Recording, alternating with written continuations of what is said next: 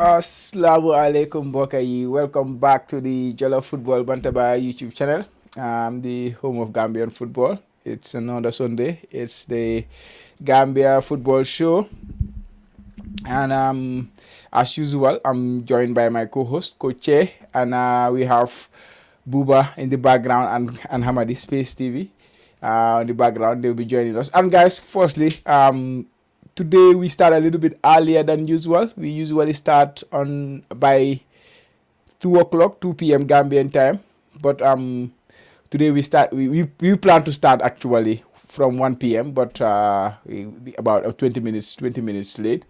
From now on we will be starting our show on from 1 o'clock every Sunday. We will try to start it from 1 p.m. every Sunday.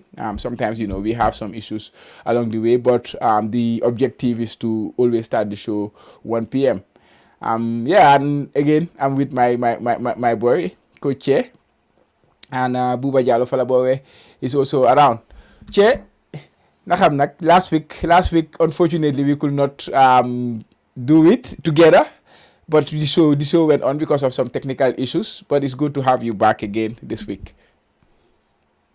Chama jërëjëf di la delloo nuyu di suñu audience yi di leen ne namoon naa leen am na ne nama ngeen maa leen lu bëri di ziar suma sëriñ bi alxaaji Buuba fala bu xeet moom tamit xam naa oustaz lañ ko ooyee sax ak si ki moom bi di ziar everyone di leen jël seen wàccu waaye xam nga di leen ne welcome to the Jollof Football YouTube channel the home of Gambian football.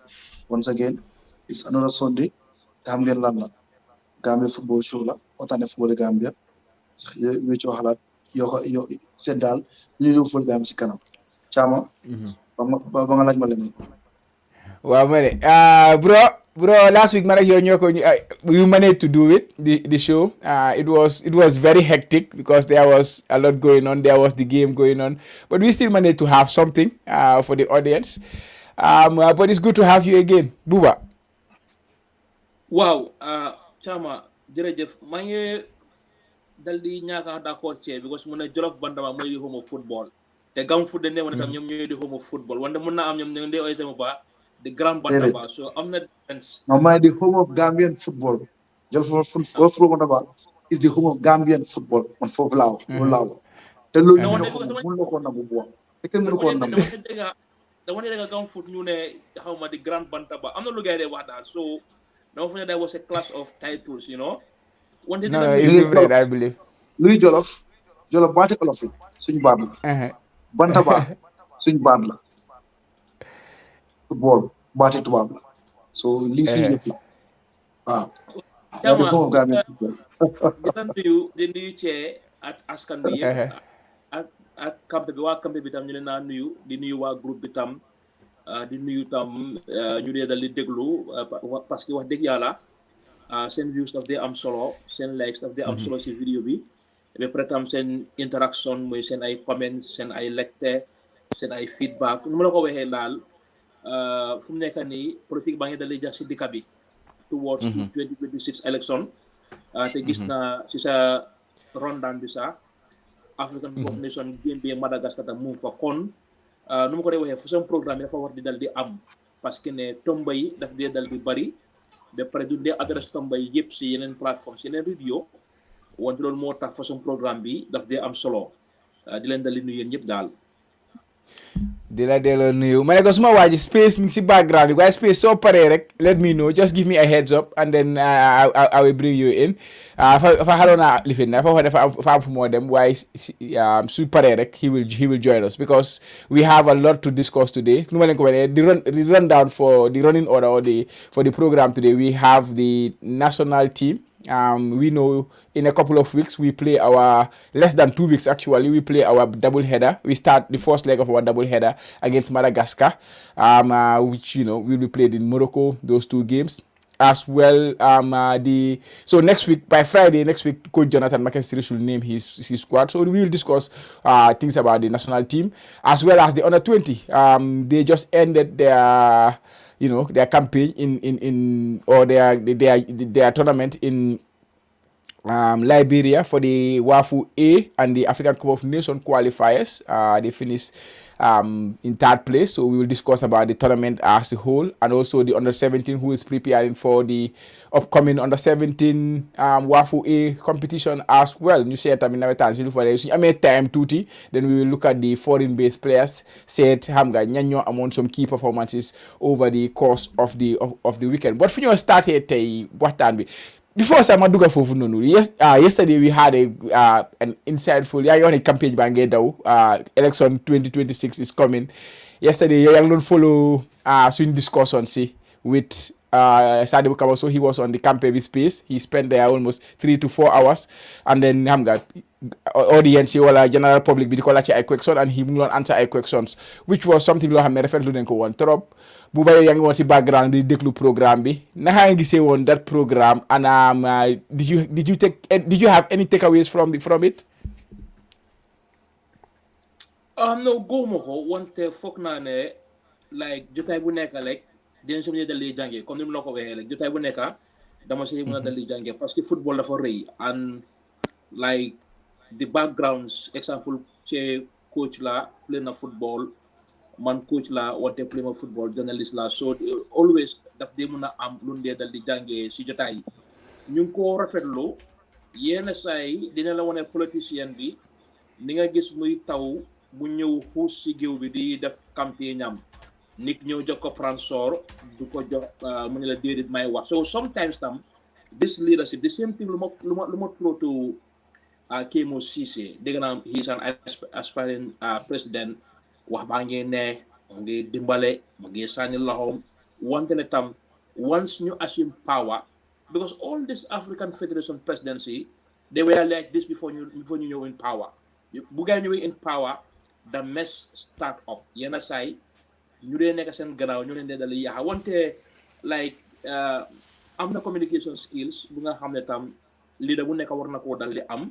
Ba pare tam foog naa ne emut gis nañ di capacity building bu nekk di dal di def, emutoon moom kese bu em combo, gisoon nañ ko Basse, gisoon nañ ko fen. Ba pare tam like sooy waxtaanaa nit, because man dama dee bëgg a feedback, kon soo nekkee njiit oo di ut place nga ñëw di waxtaanaa ñun di laaka sum laaka, ngay toog su fu nooy gis ngay gisee foofu, kon loolu daf maa nekk kon man koo rafetlu si lum jëlee taymam bi ñëw fekk si campé bi, loolu man ko rafetlu daal. xam naa ne nag one thing lu nga xam ne topp nañu ñun journaliste yi te topp na ko tam, because laajte nañ ko question boobu te gisoon naa ñu doon raxas question boobu si groupe bi, mooy na agent la dafa bokk si agency tam because of conflict of interest. te loolu bu yàggut ñu ngi tuumal sport journalist association bu ees bi ne ñeneen ñu si club présidence, ñeneen sectrice leen si club si, ñeneen nangam la. soo tam suñ la gisee ñu ne yow yaay yóbbu nit tokki, yaa understand, because amoon nañ stories yi nga xam ne yooyu ñun as journalist lu ko mënoon a publish because of lan la dafa damage the image of Gambian football, parce que mu ngi amee lu nga xam ne muy ay age cheating. so foog naa loolu tam daal the issue of agent la na agency la, loolu leeralut ko. dégg naa nag ñu ne mun doon joxe example, of course he's a good communicator, wante façon yooyu tam dinañ ko mun a dalee because dafa affect national team bi, because dangaa bëgg a gis ne sa player bu nekk sa national team bi because mu ngi play Hawks or mu ngi play Royal, te yow yaay président bi, so obviously that conflict dafa dee nekk dal nekk. wante si gàttal daal foog naa ne like lii tam mooy wone taxawaayu campé bi, different guest góor ak jigéen su mu nee dal di nekka, different age, different capacity, ñuy ñëw di waxtaanaa askan wi, because loolu la wax càmba si diggin bi, like civic education si football weesi wut, lii war nañ koo dal di waxtaanee. ifin lay boo jam bi su ñëwee sax war nañ koo ñëw teg laajte ko xool reportam bi A ba Z ñu waxante digga. so loolu mooy civic education si football, parce que ne mooy njëriñ lu nga xam ne mooy réew bi. Definitely. Che sa président bi, because maa ngi fàttaliku si campagne bi yaa ngi fa woon si gars yi nga bokkoon, so what did you make of his appearance in the campaign? xam naa ne yow mënuloo ko make, I know for your circumstance doo mën a make campaign, but jot nga see déglu, jot nga see jël some pieces, bits and pieces. What did you make of it?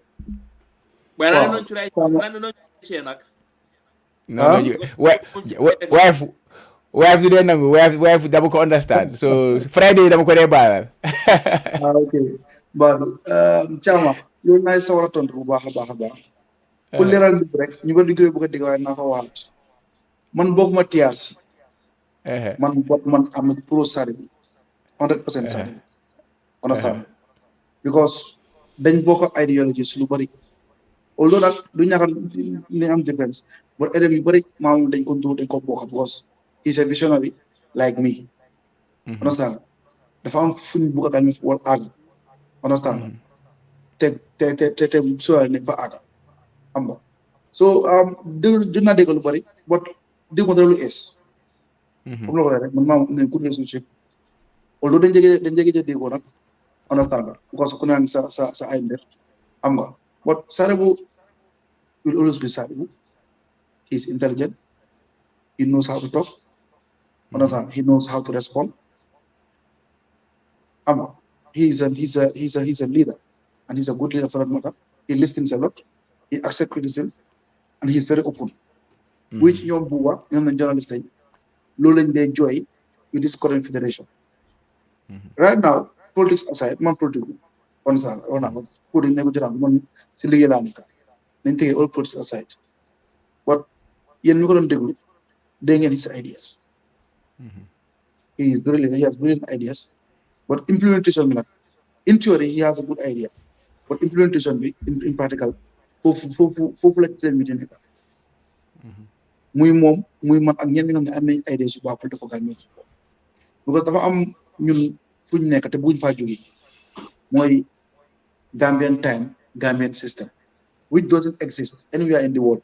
Only Gambia ñoo ko def ko dunda mu tax fii di nga am good ideas but pour que into practical mooy nekk problème te Sadibou tamit loolu soo ko déglu wax mi yëpp di nga xam ne mu ngi am good ideas but léegi even moom sax bu mu answer loolu it's going to be difficult pour que into practical because one reason one thing lu wax mooy merchandise of jerseys understand club jerseys Chama how many Gambians will go and buy a Walidan jersey for $1,000 or a Real Bani jersey? Understand? Kenn. So foofu problem because ñun Gambians yi ba tey bëgg nañ football waaye understand nañ football. Dafa naxale woon nag ku ma kii wax Habib Fall mu ngi fan dafa am supporter am Gambie mu ay supporters understand nga waaye di rafetlu rek jotaay bi Thiam yéen a ngi def very good job yaa ñoom aal ak ñoom Uncle Babou xam nga wala comme ni ko waxee rek la man moom bu ma si mën a teew lu bëri waaye dégg dama lay missionné man déglu every time su programme bi may déglu samedi ak Sunday bi di déglu si space pour gën a xam lan ngeen doon wala bu ko space bi jàngat jotaay wax ne da nga see jàng xam nga parce que ku nekk fa nekk ku nekk indi important te yëpp soo ko dajalee di nga am something xam naa ne boo isa rayta boo xam naa space rek mu nga si bind article surtout jee si space bi understand nga because ay borom xam-xam borom boo man dama lay wax ne waaw dégg Gambia kon ñun am nañ bopp yi ñun lan moo tax ñu mën ñu indi ñi on si table bi ñu discours am na so di message maa joxaat rek maa jeex yëfi Sadibou mooy di wax GFF man personnellement man dama bëgg a GFF ñu teg everything down understand ñu indi Sadibou ñu waxtaan man loolu laa gëm Sadibou ak GFF dañ war a lëkkaloo war a mën a toog benn taw mën a waxtaan pour seet Gambia foofu moo demee kanam parce que am na idée yu Sadibou am GFF loolu dafa leen arrangé lay wax GFF am na gars am dafa arrangé Sadibou man this division bu am diggante GFF ak Sadibou is normal politics la bon man dama believe ne ba tey su dee ñoom ñëpp Gambia ñoon na leen pour Gambia dem kanam ñoon na leen GFF biin di xeet ñoom loolu ñoo mën a oo Sadibou indi leen teg ko waaye xam nga Gambia bi si problème mooy everything is personal understand ku nekk yaa ngi am sa own personal interest comme ni ko boo waxee rek dégg nañ ay tour man du ma oo tour ne ñi dañ bëgg ñu ngi place ñi dañ bëgg place na doon nañ campagne xam nga waaye Thiam dégg la lii daal man lii daal sama naaw daal Sadibou biin Sadibou GFF tamit dañu war a jiitu gerte bi Sadibou xool ñu lay bëgg a bu ko defee nag ñun ñaar ka fi nekk tim kaw ak tim kaw su ka fi nekk next élection tamit ñun ngay gisaat so loolu doon ñu toog wax definitely. Yeah, guys, what su fekkee ne tamit gars yi ñuy déglu suñ programme bi déglu wuñu space bi mu ngi si suñ plateforme si yëpp usually Twitter and they discuss space bi every Friday dañuy am foofu space bi is an open discussion, everybody can speak xam nga is open, so amee ideas to speak we give you the platform nga ñëw wax sa xalaat ak yooyu noonu ñu jaarale ko si yoon every lifin ba pare dañ ko dee stream on Instagram, stream ko on Facebook, stream ko on YouTube, so you can, if you just want to be a listener, you can also listen to the programs there. Last week Saturday we am, and hopefully in the future we will have more interesting people to join us or interesting guests ranging from different disciplines just to discuss about Gambian football to move it forward. So we have spent a lot of time on that. We can move on to our agenda today, which is about the under 20, the Gambia national team, and of course the Gambia under 17. These are the three main main topics for today. So we will start with the Gambia under 20. The Gambia under 20 were playing in the under 20 WAFU A African Cup of Nations qualifiers. They finished the competition in third place, which of course is a good position to finish, but with the objective of going to that competition to qualify for the African Cup of Nations. Without achieving that, so the third place does not really mean much. But of course, it's an achievement for the team, for Lai and the team. Congratulations on that. But now we will review the competition. So let's start with Bura Buba. The campaign, the tournament, under 20 tournaments in Liberia. The objective was, for me personally, was to qualify for the African Cup of Nations. The fact that we did not achieve that, for me, the tournament is not a success. What do you make of the tournament? How did you assess the tournament? Buba. Yaa ngi mute.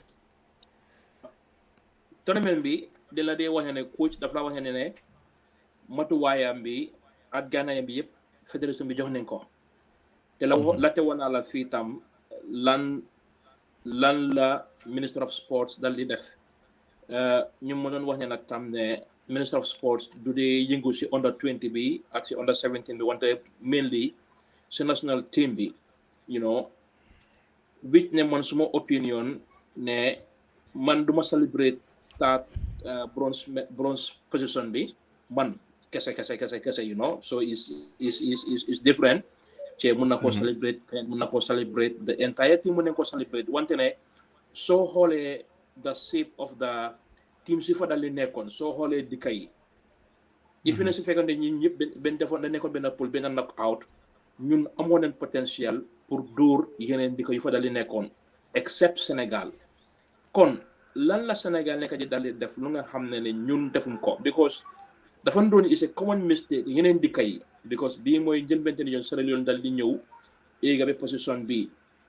In the case of Mali gis neen last 3 editions yi mënut a break through, gis neen Guinée tam mënut a break through, yeneen dikka yi tam mënut a break through. So lan la Sénégal nekk di dal di def lu nga xam ne ñun defuñ ko. It seems like the academies at the under 15 tournaments mu ngi popular foofu ba pare mu ngi am doole, even with their under 17 they were just easy leen dem hand pick like 20-man squad, very simple. Ñun ñu ngi review process bi jëlee fu sori den dali jëlee and lu si gëna daw yaram mooy ñu ne am ngeen coach bu nga xam ne ku war a jël team bi ak team bi minimum yow as a coach you sometimes need nga at least 4 weeks pour nga xam players yi lan la gaay dal di soxla.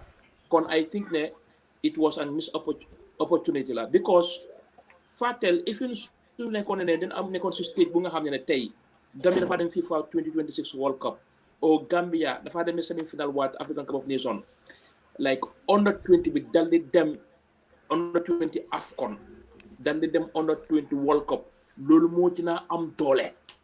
Dinañu dem African Cup of Nations, ñu dem World Cup, because under 20 bi mooy suñ ko. So many of these players ñu leen retoon high, ñoom Alhaji Wali, ñoom Amara Kamara, ñoom Jibril Socé, ñoom Lamin Sila, defender bi, goalkeeper bi. Kon yow nga xool léegi ñu seen span fan la moo am si football, danoo ñëwaat nekkaat Fortune, nekkaat Hawks, nekkaat Walidan, nekkaat Samga. Lan mooy seen chance pour ñu tukki, you understand? lan mooy seen chance pour ñu tukki or lan mooy seen chance pour nix sa scoutat leen so I mean like Bojang man he's not my cup of tea te dama ko bëgg a wax bu leer tap bu xam ko ñu ko déglu ñu xam ko am na ñu ñëw di binda waaw yaa fi def li fi ni hey man mu ne celebrate tat mu ne celebrate bronze boy I only celebrate first man second dama ko di suur man xam nga football fa amee opinion like definitely mën nga ko analyse comme ni ñii xale leen bi ñu mooy seen first outing you understand for them is okay you understand wante ne looking at Sierra Leone or looking at the final ñun we could have done better and those are the standards lu nga set loolu mooy di targets yu nga dali set ana compare players yoo yóbbu ak players yu nga drop players yoo drop yan difference la ngay mën a dal di meekoon ba pare liggéey bi like it have to start next month like su ñëwee am na famille bu jël break bu dem si famille bi but the work have to start next like 1st November waat bu dal di ñëwaat si tànkaam di dal di ut ay players because xam nga ñun waxoon naa ko fi last time ñun we take everything simple lu ma la wax in the case of Senegal mu ñu laa pinpointal under 20 benn once dañ la koo bindal down right down one duñ dem benn trials Makati duñ dem trials Foni so why not ñu use the same system ñu trust some academies yi ñu trust some second division teams yi ñu trust some third division teams yi ba pare tam like ñu teelanoo calm these players in calm ñu teelanoo calm gars ñu am that gel yaa understand ñu am that gel am that determination ne ñoom dañ war a because lu ma la ko waxee si man xaw ma ceere si man Gambia dem World Cup 2026 first time pour Gambia dem that is fine Gambia national team dem AFCON semi-final first time fine wante ne ma am under 20 bu nga xam ne mu ngi function mu si limelight bi mu ngi compete biir Africa mu ngi compete biir world loolu ma dal di demal because under 17 tournament bi du dee dal di faral la am so I think laay warut ñoo foyee with those cheap excuses ne waaw fii lam emoon xam nga non I mean dañ ko war a dal di def aada we have the technical team the coaches association the journalists ñu post morting our some early exit bi because mind you Liberia Guinée ñun dundee compétent ñun dundee compétent Sénégal ñun Sénégal mooy suñu competitors you understand so the mindset the preparation the resources the focus loolu yëpp da nga ko war a am liggéey so it's not may not be like dafa dem like kuru kara si benn trials hey jiko domi I mean like we take things serious Chama because loolu moo la is a failure du dee starté si match bi de mun ngaa lose match bi foo nga kick ball bi mun ngaa lose si tournament nga because the tournament was so intense you have all the resources yow am nga gaanaay bi yëpp pour nga def sa homework diligent yaa understand you have to deliver the maximum because of ne bul second ko la si loo defoon loo dooree France loo dooree Nigeria no that is past wante the group of players Chama the group of players loolu moo tax gisoon leen tey like Fortune sign Adama Kanté mu ngi yokk experience ci team bi wante Adama Kanté soo xoolee football age am lan la mën a defaat Europe suñu waatee Europe exemple football age am bi yaa ngi understand football age am bi lan la mën a Europe so the under 20 like lu nga xam ne la daf ma jege dama ko bugga and it's very big disappointment and I hope ne laay du na just like xaw ma naka la mu ko ooyee oo xam ne naka la ko journalist yi ooyee wante I think the focus the continue project bi dañ war a am project yi under 20 bi nga xam ne it's just ne test match bi fully si ma ñoom team Rhino la ma ñoom Fortune ma ñoom Walida ñu dem di screening I mean he's been paid for money so dafa war a dalee def because man dama ma toog di seetaan ñaari match te dama fay si loolu so xam nga so you have to deliver. Yeah, definitely. So let me put you on hold there. Ma dem si Che. Che third place yow naka ngi si third place boobu noonu. waaw Chama man dama sol ko Mohamed Koli fu mu nekk nii. mooy dama dina congratulate Laye ak team bi for their tireless efforts. But at the end of the day, you have to give them credit. Them then in something home, which which is not bad, which is good, but it's good enough for us, given Funjuge, no. Are we happy? Or am I happy? No. Because objective achieving ko moy qualify to the AFCON. Understand that? Wow. Wow, couldn't have point fingers to the federation to lie also. Man lie smoke join to baban to masa. Only 10% la monica. 90% dama ko yóbbu to the GFF technical and development committee. yaa na di ko wax te naa nekk di ko wax suñ problème gaa ñu problème foofu la nekk because the executive the exco man ñooñu du suma problème ñooñu they are politicians, you understand that. Kaba is a politician like others, understand that, but fu Sangdong jiite, understand that, he is a technician, you all know that, understand that. War na bo am sa football am nañ lu mu, understand that. But is he doing things the right way? What is Senegal doing that we are not doing? Is it to relate it? Very simple. Continuity. Once you do Senegal. Senegal has been doing it for how many years now? Dominating youth football, especially under 20. What do last 3 WAFU years Senegal ñoko. Dem ci AFCON bi. Chan team bi. Under 17 bi. Because that they have a system in place. So Buba Jehale Chamoyo, so Chama Jehale Chamoyo. Football is all about continuity. Because we continue. Understand? The age of come with age. There is a very, very big barrier between our national team setups. Yep. Understand? Yawana Koba. Gambia Swing national team is more valuable than our ranking. The technical development committee needs to look at that. What is the problem? Why is it?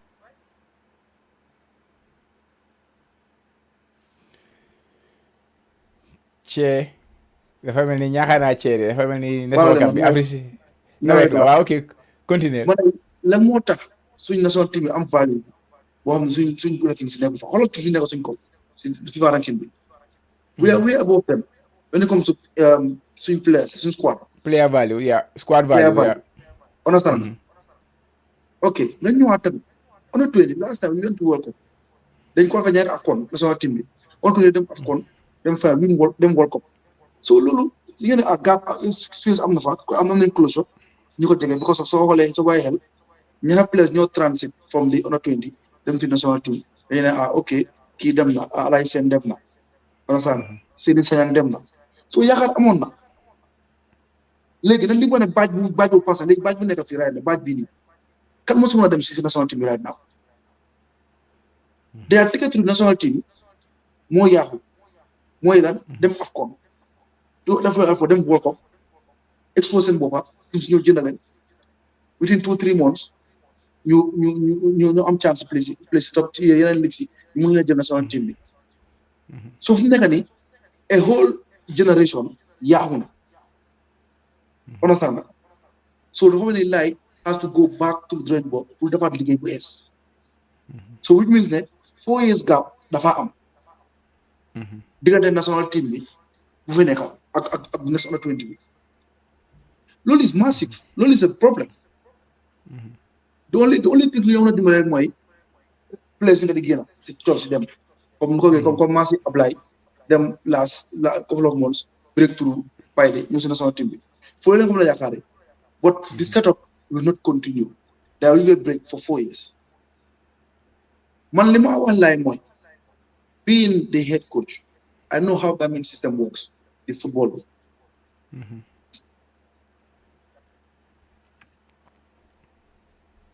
ñu jël la mel ni yow dañaa defal film gars bi noonu lay ëppati suñu fédération noonu la def players noonu la def coach si understand dañ laa jëm nañu defal film waaye da nga xam ne yow da nga mun understand laay should have a database léegi this because laay dafa am ñaari obstacle si yoon bi understand nga loolu moo ko indi nii mooy benn obstacle mooy All Africa Games is a total failure foofu la waaye lay waroon a xamee timam bi mu jógee foofu amoon na beneen extra 3 months pour build a new team pour build a team pour this WAFU si 3 months yëpp basically mun naa la 6 weeks yëpp daf ko spend on screening which to me as a coach it doesn't make sense at all pour man personally understand yaakaar naa ko wax te naa ko waxaat screening doesn't make any sense. How can you screen if you have a report? Even the soon divisional coach and Jeff report. Why do you need to bring 1,000 players or 100 players to screen out players? No. You know where your problem is. Go and look for it. Bring it. Like lower it. Because I'm talking media and Joloki, man, I opinion. Opinion. Feel like you want to go. But I was like, so when you have certain players immediately, that's what they do. They focus too much on the media. Understand? It's good to listen. Understand? But at the end of the day, you have to make the final decision. Two more 3 things. The way you want to play, the players you have at your disposal, and the way the team wants to play. 3. But you are the coach. In our level, we are holding the ball. That is all. Team is a good team. But I'm not team bini. So 3 months. Yep. Billahi, wallahi, what I like. Gambia having enough. Because you can see the quality. You can see the way the team is playing. They have the need drill. Understand? Just some little details. More the team.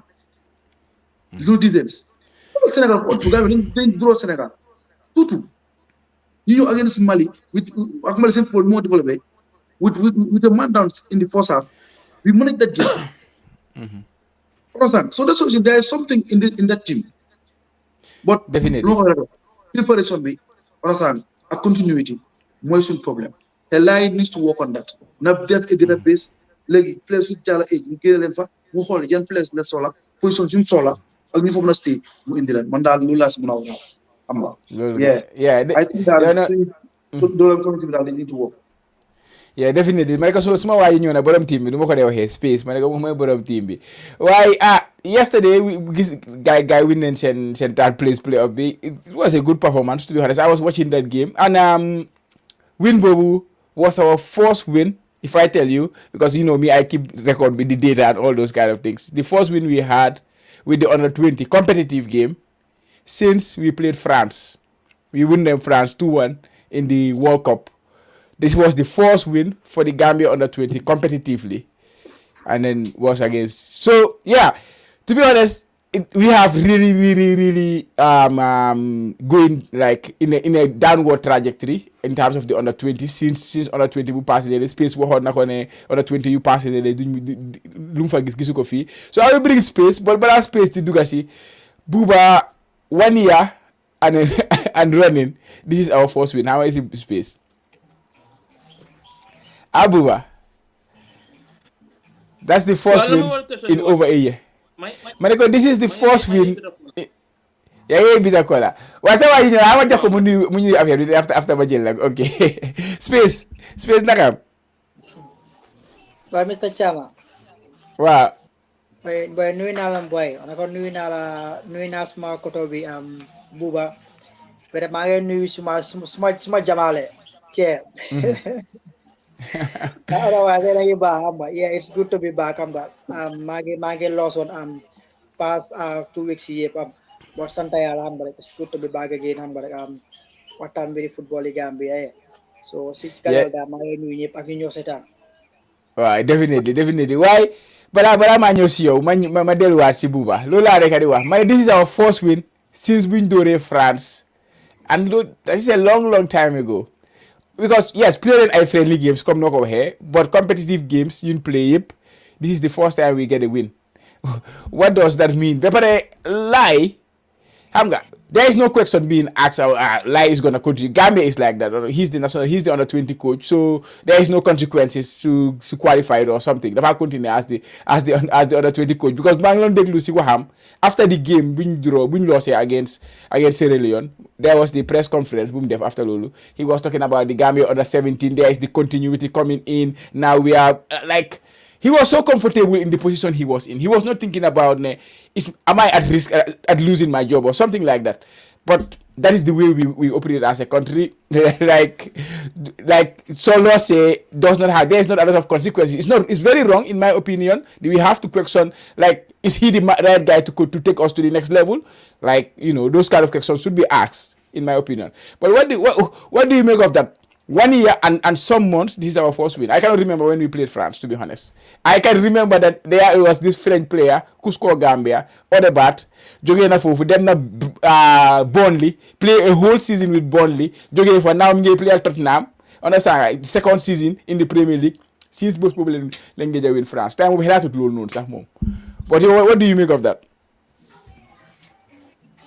Game Demba bi soo ko doon xool si first minute li nga xam ne woon Gambia daf doon dal li win match boobu wante ne Lai Bojang at the players their focus was just the third place that medal majority them. is May 25th 2023 May 25th 2023, so that is 1 year, almost 6 months, like 18 months kind of. Yeah, 17 months, not 18, 17 months to be precise. Yeah, continue, Buba. Boy, yang mo dog na fa dana wa sa boy. You're gonna get on focus the game, you got on focus the third place. Continue. Wow, because the third place, because like it means it means a lot to them, especially when I understand the new players. You know this boy first outing, first cup. One thing, that kind of performance, so could they won Demba in a final or in a semi-final win, like mind you, ñun WAFU Eden neka, nekum WAFU B, fofu la Nigeria at Ghana neka, nekum East Africa, nekum Central Africa, nekum North Africa, fofu la ñom Egypt at ñom Morocco dali neka.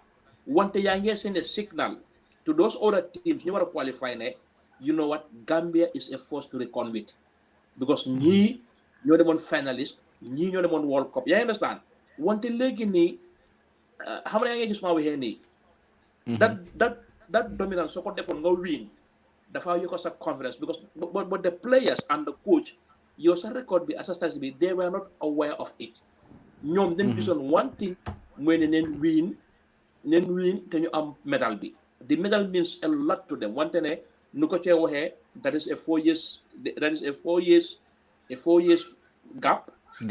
Place yoo xam ne amum si contract ñooñu ñoom alaaji waali ndax di leen génna because dañu amee a wonderful season si Gambia bi yaa understand. Nikon yaa doon wax Mahmoud Bajo yaa doon wax Haruna Rashid Ndiaye wante nga teg si Haruna Touré tam, those are fine players yaa understand. Fine players ku nga xam ne woon mu ne no scout guy ñoom Amara tam fine players, although ne am neen interest dem neen trials den doon mën a scout guy. So the performance and the outing bu gaay dal di def, it was wonderful. Nikon daf doon send airwaves to zone A, East Africa, North Africa at yooyu. Nikon foofu dañ doon dal di gisee the importance of win daf laa yokk confidence. Even so score one goal sax si nga jiital misal dañ dee am confidence oo ñu isi la play la first match coach bi sa second match bi nga nekk half back dan they you grow in the game. Wante nu ma la ko waxee ñun muy fédération bi woo muy journaliste yi woo ñun ñëpp daal I don't know why we were celebrating that medal, boy. That group was so. Wow, they go over celebrate nak. They go over celebrate. I kind of understand, but they go over celebrate. It's too much. They go celebrate because of problems. Like objective we achieving go. It's okay to celebrate, but moderately. I think they go over celebrate. But continue. Yeah, because the pool team Sifaneka. Like man, I was just saying, okay, a rematch of Senegal Gambia final. Lola fa gisom. You understand? Wante if you look at Senegal semi final bisa, Sierra Leone ñu leen mag wante they use technique. Xam nga then teel a profito ñaari goal bokk ci game bi. So I think at the end of the day, the mindset, the record, fii la ngay utee Thompson fit. You know, fii la ngay utee Thompson fit because moom he will bring the results. Dafa dem direct final to hard la fa. You understand? So like the coach and the technical team, they have all resources at their disposal. Chama, Chama, just run down this thing, this Dikai Chama, with all due respect. Like, no, Nefegena, Chama Suluyamba. Ora na yo gina mo wadiga ni hala.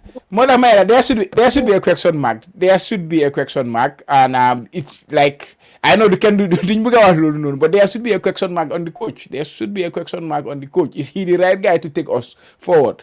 But he's a staff. It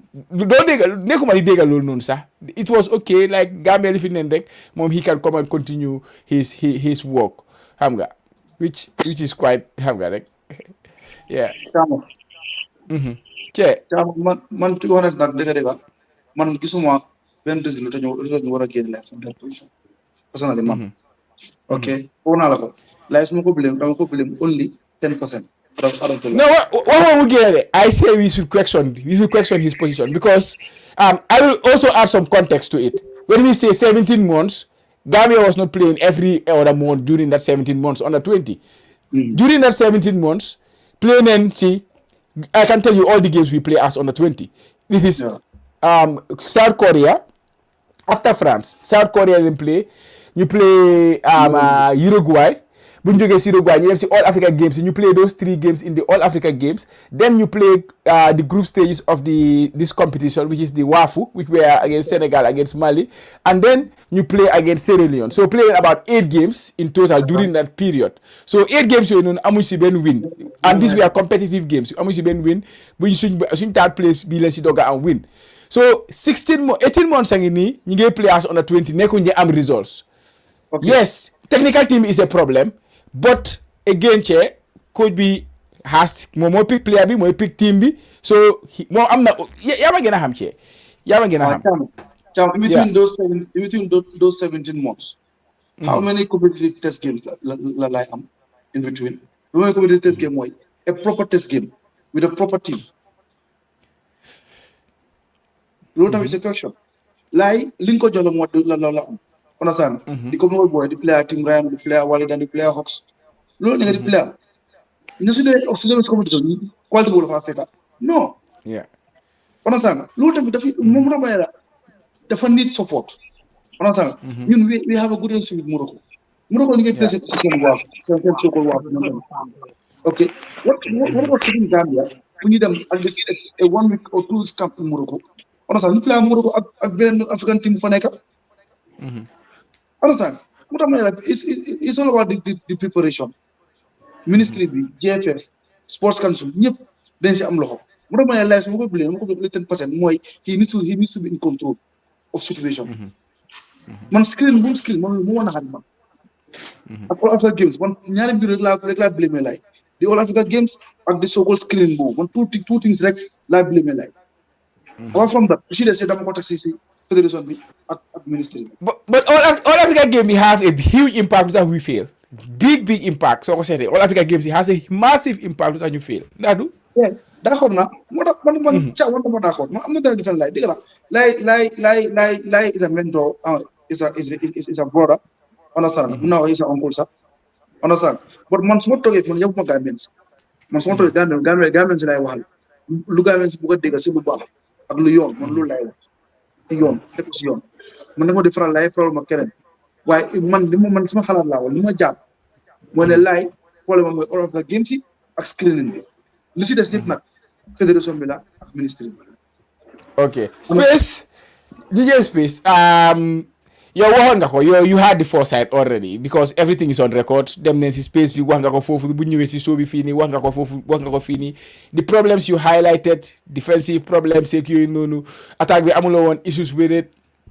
And then you also said like team is completely different from the previous teams we have. And then the results were not surprising to you at all. But what do you make of the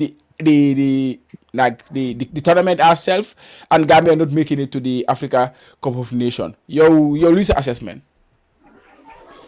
Yeah, Chama, magani wide once again.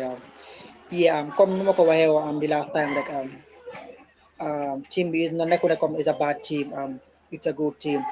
But like from mistake mo come no ko last time mo all African games yi la war na jël mu prepare mooy WAFU tournament bu ñëw nii waaye foofu noonu sélection bi was not go xam nga prepare dara si sélection boobu noonu loolu la war na jël comme ma ko wax again pour mu mun a prepare WAFU bi ba pare again si tournament bi mooy buñ jógee nii lu ma gis ma ko si previous team daal fi mu dee yëpp mooy last two bàyyi si mooy benn formation bu mu dee play last two bàyyi si ak bi is different because soo ko bàyyi xel pour man last 20 ba bu ñu Adama Bojang bi musuma gis benn Gambian team bu play good football than that team even in national team bi sax was page boobu noonu dañ play beautiful football dañ play football score amee good tournament te ñooñu they played on the line moo leen amee so again line dafa ñëw si this tournament dafa change dafa ñëw ak beneen formation la ñëwee because imagine yaa ngi am ku mel ni kii Lamin Silla gis na ne ko ok moom dooleem yëpp si kanam la foofu waaye danga ko dee jël di ko play out wide di ko play flank yaa ngi am good wingers te yow loolu moo sa football asil sa wingers yi nga sacrifice beneen striker mooy Alaaji Wale wala kii nii mooy Lamin Silla nga play kii na wala nga play 4-4-2 comme ni ñu suñu test game be Liberia nga play 4-4-2 waaye di play Owen si biti man loolu foofu benn mistake la because soo ko bàyyi la Owen góosal lu score it dafa ñëw si biir kees bi mu ngi ko score taxaw si biti because fële may woon rulam so as a whole daal loolu boo xoolee si trop si sélection bi ak yooyu ba pare nu ma ko weew di last time man defensive bi defender yi to be honest waxoon naa la ko ok ñoom rek ñoo maa jox problème because seetaan naa leen si test games yi follow naa leen ma nga doon seetaan si ligue bi yaa nga ma nga doon seetaan seen test games wala ñoo dem so waxoon naa ñoo am problème rek foofu la because soo ko bàyyee previous 20 yu ndee am yëpp dañ dee am defender yoo xam ne comme they are confident with the ball playing centre backs them the likes of this kii nii James Gomez di ñëw Alhaji Sène Moses Jaaju Lamarana Jallow you name them comme ñooñu ay ball playing centre back they are comfortable with it so ñaar ñi yoo xam ne su they are bad but comfortable they're not good with the ball especially playing the ball from the back going forward so loolu tam jox nañu problème so ko bàyyee goal si yomb lañ doon concede so team bi daal as a whole experience dafa des foofu noonu ba pare mooy fu ma mistake ma dellusiwaat mooy si all African games yi foofu la war a defee comme sélection bi mu prépare pour waa tournament bi daal yeah definitely Che go ahead. waaw Chama man nag du ma d'accord si système bu lay doon play parce que Chama wanaa ko yow off the camera yaaga na yu waxtaan ma ne laay dafa am di strain bu ñu play te pour man dafa war a change mooy ne moom wanaa ko mooy last time bu ñëw bu ne raw ak kajaar yi mun a perform well under laay xam nga son record mus naa ko feewu yeah I remember yoon bi bugg ay wingers laay loolu inverted la lay bugg waaye wingers yooyu tax su ko leen laay bugg loolu laay bugg a xaavagam bi ñu jël si biti wingers ñu inverted ndax mu am 5 across the midfield wala dafa bëgg position football understand first in this case man pour man laay was being very flexible Owen bi nga wax ne dafay play si biti déedéet man nangu ma si loolu de Owen dafa am rôle bu mu doon play understand est-ce que soo xoolee démb match bi aussi démb la OECD démb la démb la yaa Saturday soo xoolee fluidité bu am si kanam bi rotation bu am si kanam bi only suñ six play bu mu tàdde sax booy ndoy Jibril Sos rek a taxaw understand daa nga gis the movement even suñu left back bi sax daa nga gis ni mu doon duggee space yi pour mun a play pour man mu xam ne pour man the team played very well si tournament bi man I was so impressed with the way the team was playing I won't lie to you mu xam ne there are certain details su des te loolu foog naa 6 weeks yu doon screen su ko soo lay triloon bu baax together foog naa loolu ne ko mën a accomplish man pour man the way Owen was playing Owen was going in and out but he was creating space for others xoolal tey number 3 bi léegi bu mu dee am noonu Chamas just for half time don't score single boy Che team bi pour wala dëgg played we played poor against Senegal we played poor against Sierra Leone Dema Salama game because Monday Dema didn't play but come the team we played and to be honest even possession wise ñun like team musu dañ ñàkkee ne comme ñaka di play am position football how poor like comme team to be honest against Senegal we were poor against Sierra Leone mu gën a worse mënu ñëw keep composition for like 2 or 3 minutes pour dawle ball bi team to be honest mama they didn't play they must start a game because Mondo time them play. I don't know what's in game no muje. Ak nuga them play. But against Senegal, against this Sierra Leone, Malaysia come then struggle. So and to see Gatal there come to be honest guy play. They didn't play. I'm not space. Nana nangul dena. Understand? Moy ne comme man tay Gambia Gambia Sierra Leone bi. Understand? Sano full game. Bisan bila yo sera won sera no game mo baaxut Sierra Leone moom game moom baaxut. Understand? Bu Sierra Leone moom tout la sera rek. It was the worst game, yeah. Suñ game bi démb tal place moom seetaan naa ko ba mu jeex. Li ma gis I was so impressed. Moom bañ ko bañ a di débat. No, question mo la laajte sax question mo la bëgg because I want you were impressed in the tournament, so I wanted to know which games got impressed with because of we played 4 games in the tournament. First game against Senegal, I agree with Space a little bit. Play well. Periods. I think we did not start that game very well, but there were periods after buñ jëlee game bi second after buñ Senegal square ñu génn ñu play.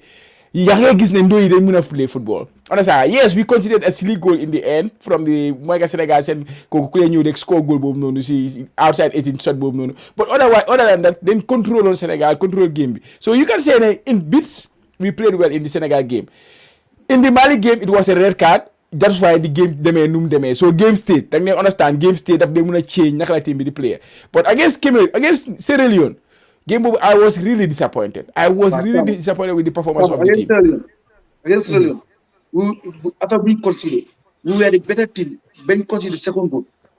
Yeah, create it's normal here. So consider young place if you want to win. Come on, same as game state like game. You want to go out and then create a chances, creating a chances like you know.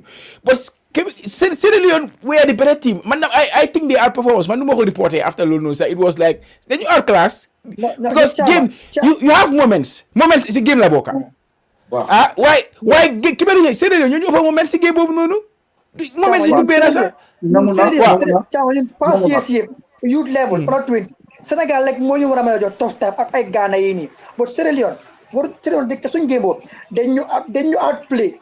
Lu like lo xelaat comme ñan ko dañu score play ñu win ñu opponent ama so Sierra Leone kañ la fi affaire comme youth level lay wani Gambia mo la ci kanam Sierra Leone in yes so dañu dominer bu baax play ñu win ñu so to be honest tak dëgg am 20 bi man like I said dañ ma surprise daal because man lu ma gis on bala ñu doon dem lu ma gis ak lu ñu wone foofu noonu it's quite different to be honest it's quite different. Defensive mo xamoon na comme dañu am problème bu lo waxoon na ma comme pour ñu am problème foofu because defender okay they are not stable foofu dañ fa am problème but comme the team bi dina shaky ni yeah gisuma woon loolu noonu to be honest. Yeah, but actually, was Demba game was really good. So you play on no see any game, yeah. No, not that. Amara was exceptional. He was man of the match in the game. Understand? But I said Sidigabi Ndobo Haruna Bubu by the one Haruna Buneko Sidigabi. He played very well, Sidigabi. We controlled that game. We created chances. Control nearly. Of course, what fega Sunyalwa Mikopuna Bepare. Understand? We wanted to see that before. So Kusedan Gambia they were for the first time. Oh, this team is talented. But Lolan Muganagis before Lulu. But they are talented, Cham. You have to give them that. No, they are talented. Man, Amara, one of the players I'm most surprised because Sidan Nagofini, Amara was one of the best players in the team. But after the tournament, Hamba, do regis Amara. First game, second game, first game. Amara for real tournament. They like I said, I didn't watch that game because Mondo is in place now time. So Munma Sidan game. But so I can't play that. So for whom my team I talk them. Kuna fully play for fun, right? Yeah. But exactly. Wow. With less pressure. Okay. Yeah. Let me give you one thing about Aman. Chama. I happened to coach him for a week.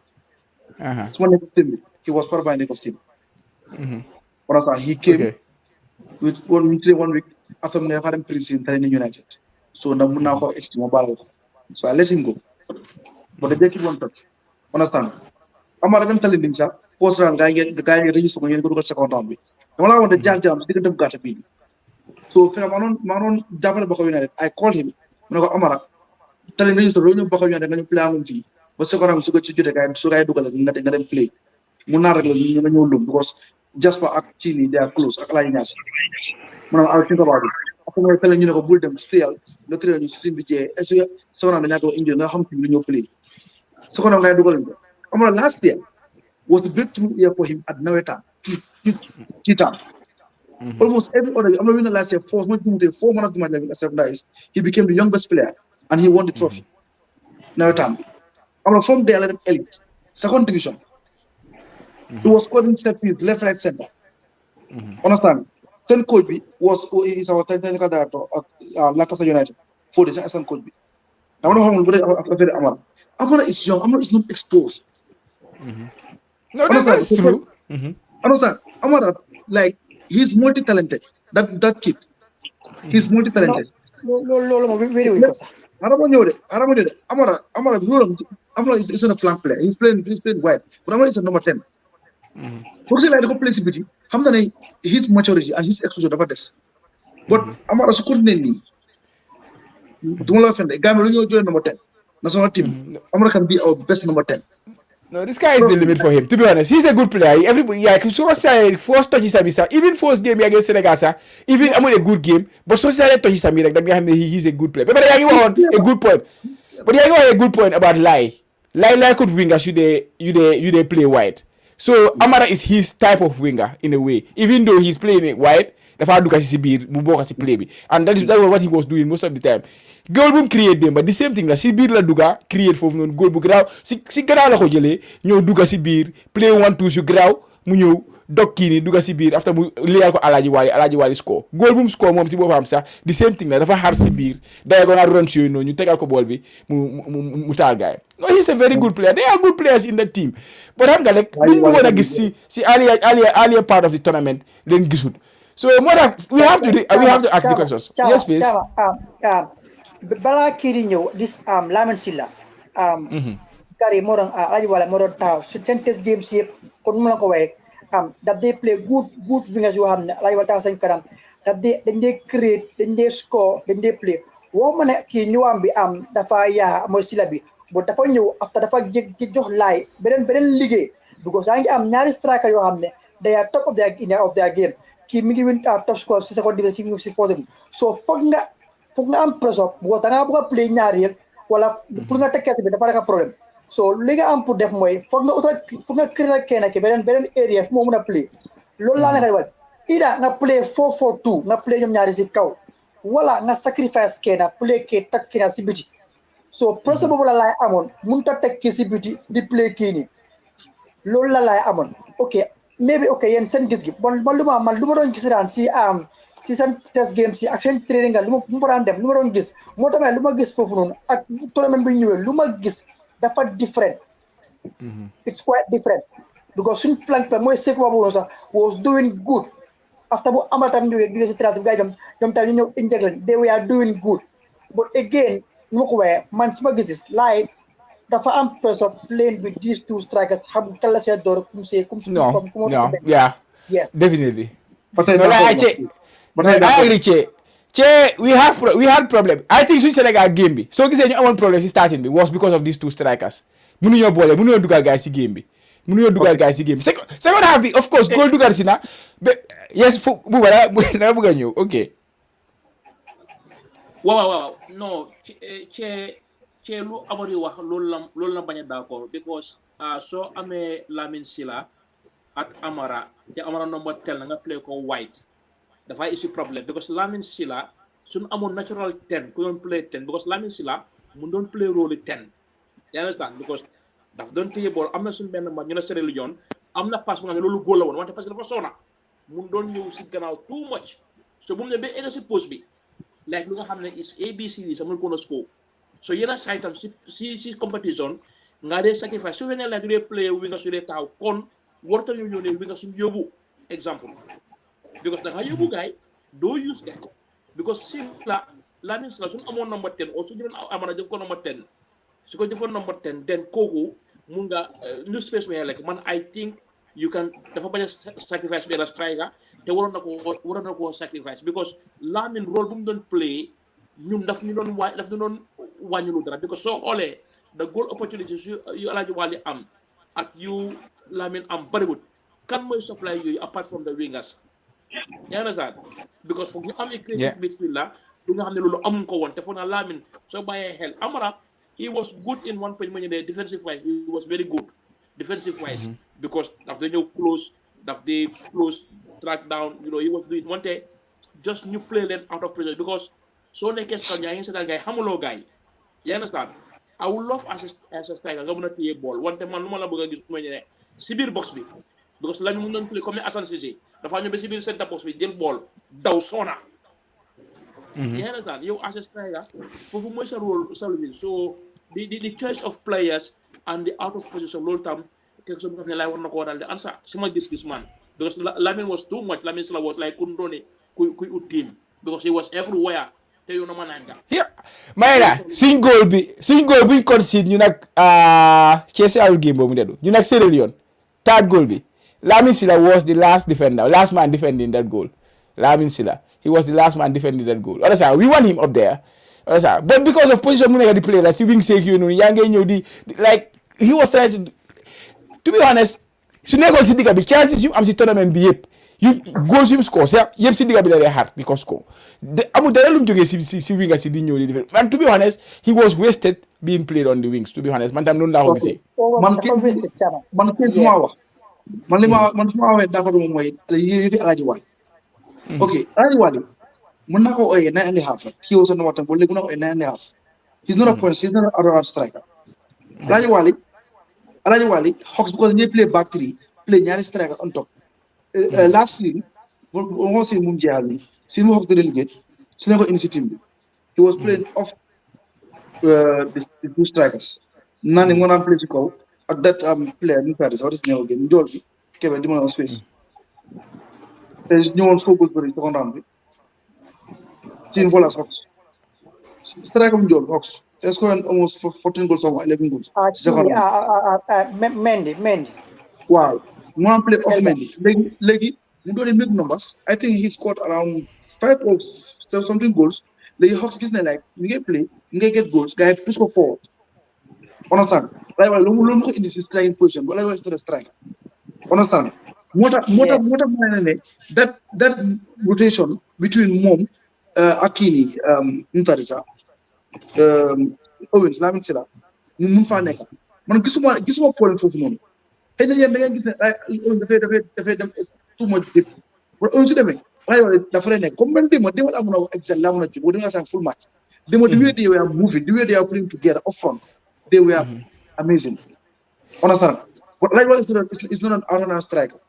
He's a top 10, but I have called him now a 9.5. Wow. Why did I have a question. Why do that? That is the case. Do that like prefer would Owens will play as the 9 and then Alhaji Wali will do play as that 9.5 because man the first two games you might say we started ñoom ñaar Alhaji Wali we were disjointed suñ dee defense sax Alhaji Wali moo des si kaw foofu noonu ñeneen ñi nekk fa Alhaji lu tax defut di reverse Owens nekk fa ne Alhaji Wali play as 9.5 su fekkee Alhaji Wali is a 9.5 information moo jox I don't know understand Alhaji Wali tell la Alhaji Wali dëgg la the past years yëpp comme strike despite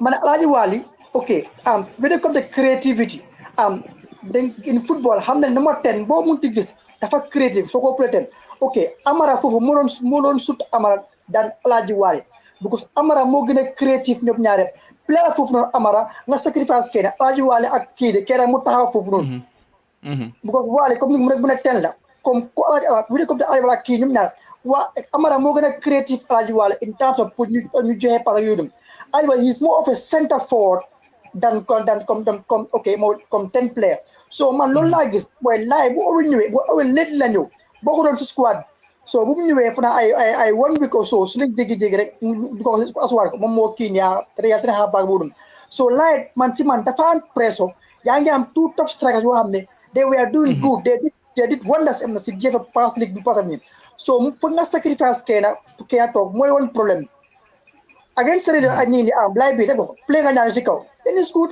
play ñaari si kaw wante bul play kenn si biti play man especially Owen bëgguma ko si biti because si daan naa Owen si league bi last season Owen si kaw la gën a dangerous goal sàmmi su ko cité yëpp soo ko bàyyee daf ba si biir kees bi foofu la am tapin ak yow boo foofu la gën a deadly te moom moo gën a deadly Alhaji Wali to be honest so then sacrifice kenn kii toog kii play loolu laay wax man loolu laa gis goal su score si compétition bi sax di same thing la loo ko waxee la di gis yëpp si biir 6 yards si 18 yards si foofu la qualifié si digga bi la doon xaar di caasi sam yu baax yi yëpp foofu la ko amee daal but waaw yaa nga xam ne laaj question gars yi lifin ma sa question da nga question nga laaj de waaye man du ma la ko am sax li ma laa tontu rek mooy ni da nga firndeel suma wax mooy ni dañ 6 weeks buñ doon screen suñ ko tiré noonu little details su ndaw moo desee team bi loolu is one of those little details su ma doon wax the interchange between Alhaji Wali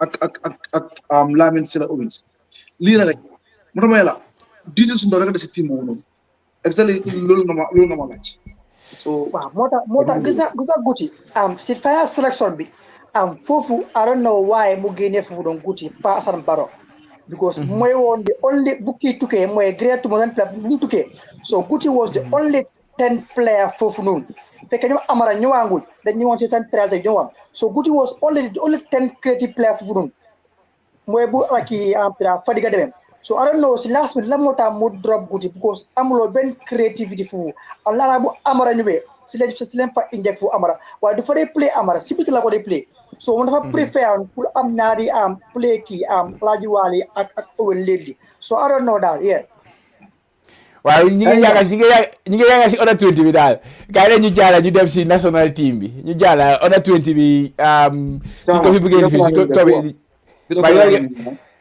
ma ne ko lu su ma waxi Bitakola du baax bay ma Bitakola maa amee Bitakola léegi tey ma woon la ko de non day ma ignore gars yi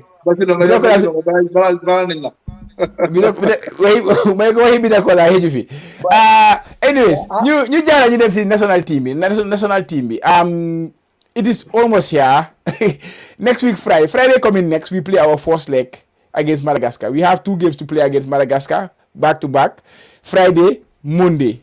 These are the games we have against Madagascar, which is also big in the context of Gambia qualifying for the next African Cup of Nations. So Che, we start with you this one.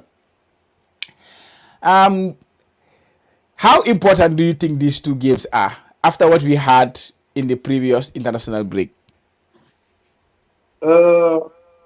Importance game is not only for the Gambia national team, but for the coach. This Doubleheader is his most important game to Gambia. Fila Mune stamps authority to the team and also to the general public. Because come on, honeymoon to Jena, Guyana become Balda, become Yandara. Onosanga. I mean, the one is football is not about good English or British English. Football is about result. Many is comments. So I think this game is very, very important for Union, the population, general public, to be precise, federation vitamins. I believe that for you to qualify AFCON, we actually goals on the objective. We must score 6 points, maximum points around because the game. The beautiful part of it, both teams are playing neutral ground. Lately, we know want to swing quality because I'm sure we have a better quality. We have better quality than them, 100%. Understand when it comes to going forward. But in order for you to win this Doubleheader, my form going up, we must keep clean sheet. That should be our first goal. How to keep clean sheet. If you keep clean sheet, I'm sure that you don't score. I won't put him score. We have goal scorers everywhere. Mulo to bena week sing attack you can score it. Amut. Musa na score fele. Muyang na assist fele. Para ki num tarisa ali mu score. Even kids are scoring at Como num tarisa. Padera. Goals in your left right center. The attack is good. Is there. But we have to keep clean sheet. Priority number 1 will game B. Moi. What people know how to was the job done. That's not team. Moi how to keep clean sheet. That's priority number 1. Understand? Then we go over there. Right, I'm not everybody for team you don't say muna. Why that going forward that we must keep clean sheet and try and go out live. But 6 points more. Yeah. Without 6 points, our chance of qualifying is very minimum. Okay. Yeah, Timmy should be out next Friday, inshallah. Usually, send schedule we can hamuko, but that's what we expect. Buba, this time, we have time compared to the last international break. Last international break, we didn't see rek Tuesday, you play in first game. This time, the coach has a whole 5 or 6 days to prepare for the two games in Madagascar. How important can that time be for the coach in the context of these 2 games that will head up? Because Friday when you play this time, instead of last time Tuesday la one, immediately players yang ample rush logistics you. This time you will have the players have a few days to train with them before you play on Friday in Morocco, and then you play the second game on the following Monday in Morocco as well. What do you think? No important na trop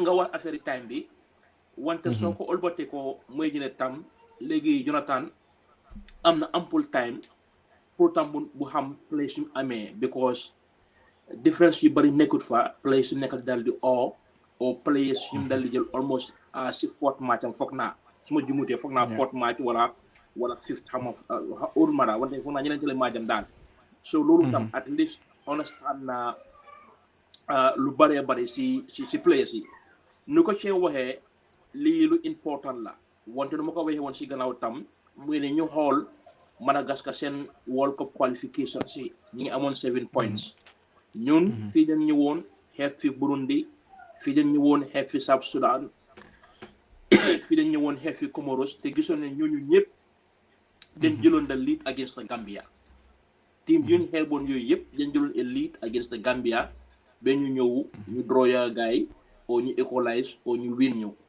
so lii mun naa am Tunisia dinañ wrap up seen points because they are expected to take points wante football la the football gods ni ko gaay di waxee tam mun nañoo ñëw Tunisia ñàkk seen ñaari match ñoom tam so ñun foog naa ne this games is very crucial parce que ne soo leen si 6 points su si amee 6 points na du just save going because ba léegi sum campagne bi kiigum start sum campagne bi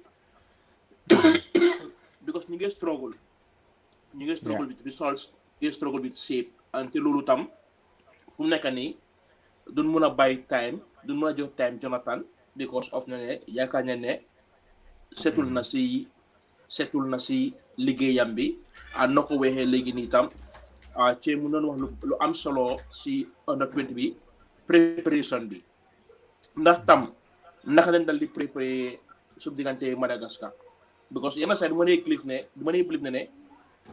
ne comme nii Morocco da nekk natural ground because most of the time teams yu ñu play ñooñu di ëpp fans bi Morocco because football yi Africa dafa lëndëm football yi Africa dafa tilim man su ma nekkoon Madagascar ni kon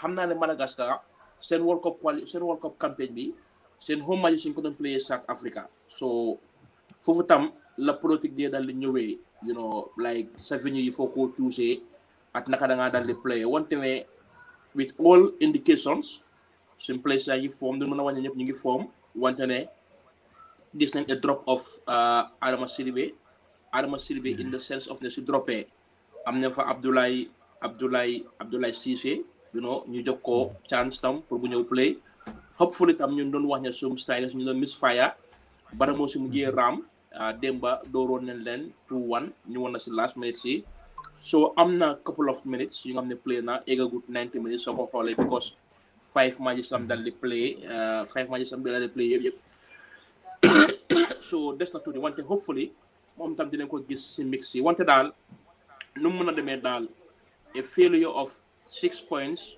wala a failure of 4 points loolu dafa ñaawloo sum groupe bi ba pare tam moo ko doon dal di waxee di jooy di confidence like parce que ñaari yoon yëpp demoon nañ fa beneen bi ñu finish ñu demoon runners up beneen bi ñu finishoon group leaders beneen ñu finishoon runner up so suñu amee 6 points the confidence from the goalkeeper, from the coach and the players.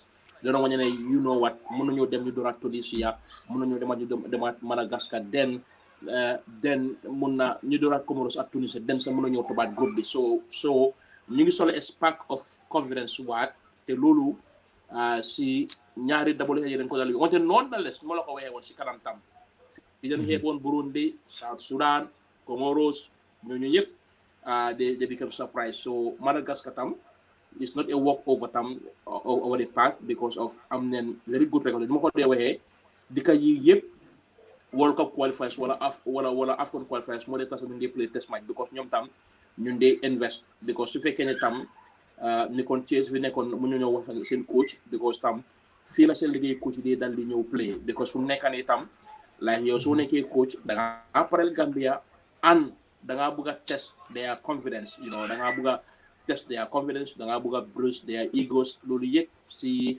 femi game bi la mbokka wante ne ñu ngi look exciting Doubleheader, you know, which is very crucial.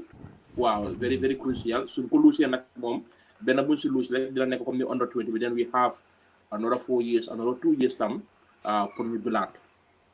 Definitely. But Madagascar, they're not going to be a walkover. So, say they guys send form be going into this game.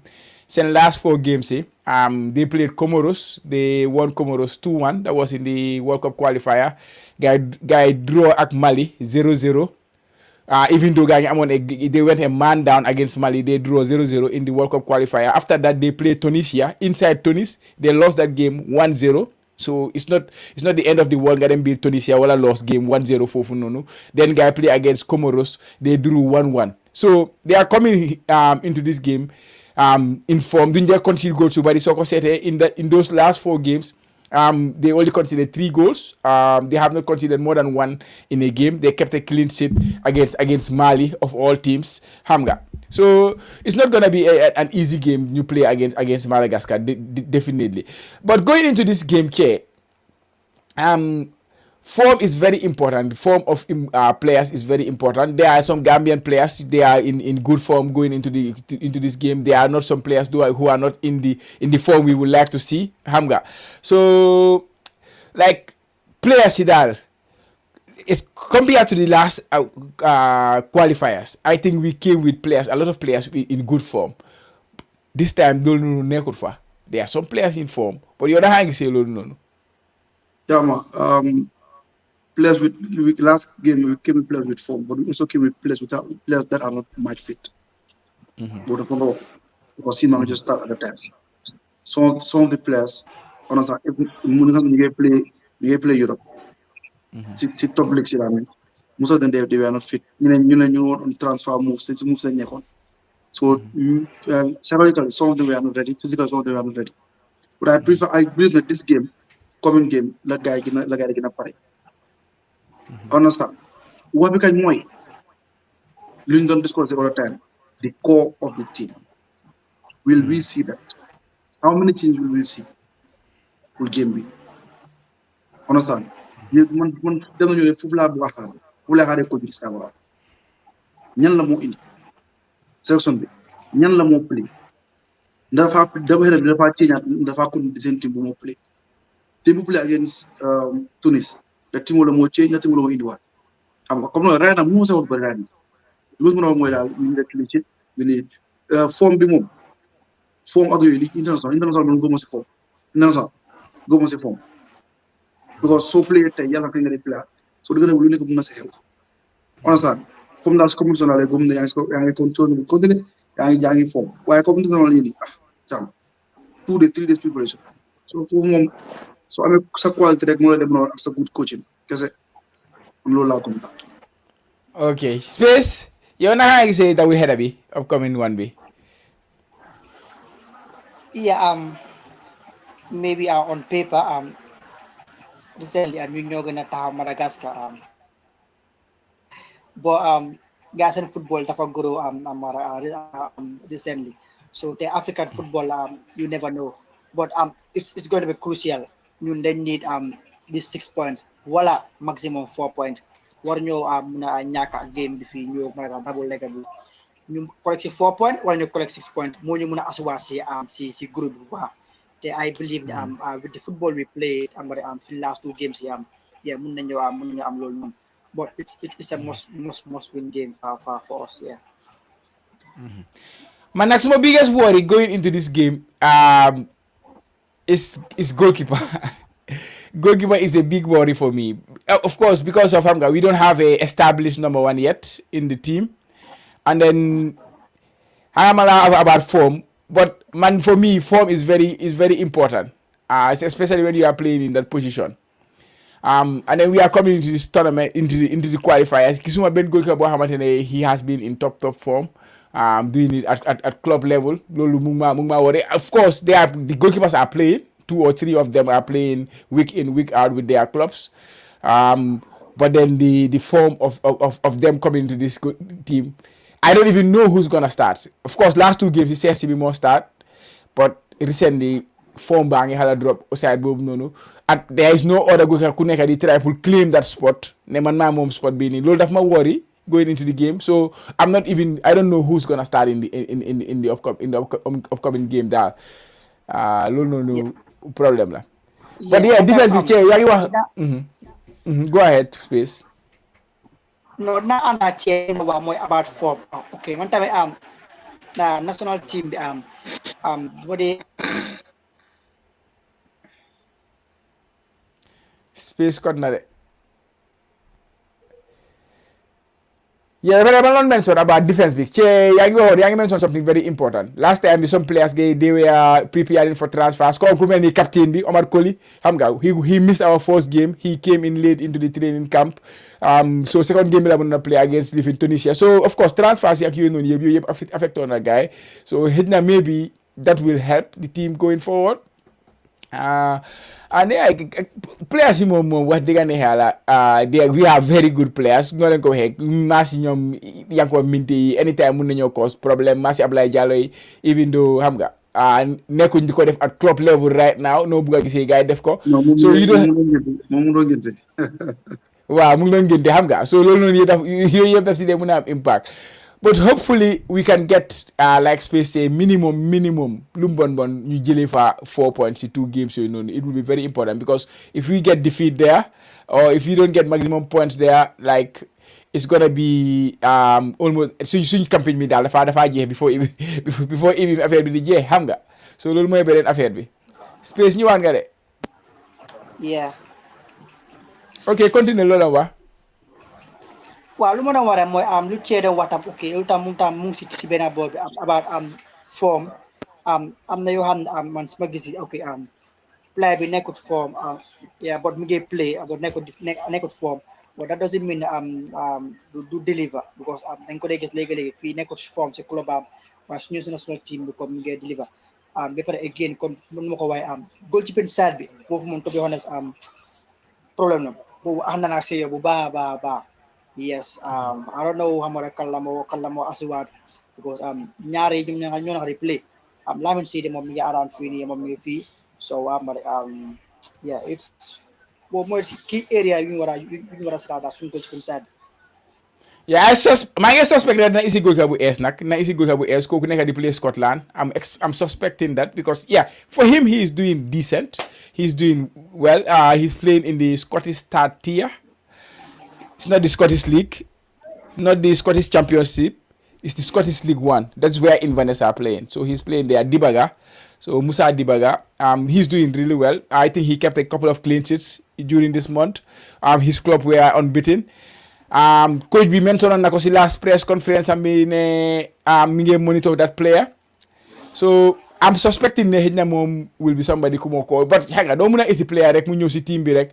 Ku nekk di play lifin da nga isi ko nga sànni ko si team bi. It does not work like that. Dafa ñëw mu climatize si team bi ak yooyu noonu. So I'm not expecting mu ñëw play. But pour mu name ko maybe it's possible. So I would expect Steck or CSC bi jëlaat that position in goal. Te ba léegi we don't have an established one. Buba yow loo gisee loolu? Goalkeeping situation bi. Wow. Dama surprise for lu mu ceeñee woon Steck mun naa am junte ne si mu ñu ko na egga si camp bi moo tax bu ceeñ ko wante tam daf dee mun a baax that continuity tam bu dal di fa nekka because of ne necessarily comme ni goalkeeper si ñoo dee po wante the whole defense line as a unit foog naa sum last goal buñ score yoon Musa Baro moo sonnoon koy bi gënatoon Musa Baro because ball bi si digga bi lam jógee tam that the second goal bu guys score because pass bi si digga bi la xam nga so like awareness for war a taxaw for place yoo mën a fata so go mu ne tam to that extent because for the longest time ñun ñëpp ñun doon dal di jooy Steck war naa play so léegi mu ngi play tam ñu bëgg a ñu change ko exemple yaa understand so foog naa ne goalkeeper si they need those confidence am nga they need that because team bi su dee perform ñëpp ñoo war a perform because soo xoolee goal bu sees bi consider like bu mu concede boobu kooku he's a free kick taker la moom kooku loolu mooy métier dafa score free kick yaa understand so foofu noonu dal di tax wante like the defense unit the discipline bu nga xam ne Tom Saintfiet amoon na ko because Tom Saintfiet bu mu ñëwoon dafa beloon the defense because players yi doon soona de wante like ñun doon am clean sheet te kii nag dafa bëgg a play offensive football te soo bëggee play offensive football ni nga dal di jël lu nga xam ne mooy goal wante ku mun a dal di isi rek because nu la ko waxee su ngay kenn ku si nekk ku get clean sheet rek dina yokk confidence am dal di dem to the next match yan doon wax ko buy play Scotland foog naa ne kooku tam like Sarr deserve another opportunity wala Lamin Sedi because tam some local goalkeeper tam foog nga Israel because it makes sense nga Lamin Sedi benn yoon next time isu loo ko woon kon lan moo tax nga ko doon isi si njëlbeen bi yaa understand xam nga so like when we have players playing in the third tier loolu daf di xaw a ñaaw national team bi it should be the highest of order ñuy play championship ñuy play la league ñuy xam nga like top players you understand so for the goalkeeper I think Lamin Sarr deserve na another comme ni deserve pour start wante deserve na pour nekk fa goalkeeper Lamin Sedi deserve na tam pour nekk fa tam xam nga so loolu yëpp mu fa daal wala nga dem isi keneen pour Scotland so fu mu nekk nii soo mën a isi a solid defense na moo noo gënal goalkeeper Yeah, no, Lamin Sarr moom itamit sax like société I think during the month moom tamit am na a couple of clean sheets yu mu keep démba play wutoon seen game bi mu ngi woon si bench bi I don't know what was the reason gars teg ko si bench bi but like you say moom tamit he's also in the mix for the goalkeeping position. I'm just saying I just mentioned that player not saying ne def ko but he's somebody who could be mentioned on si last press conference am bi as somebody ku gars di monitor.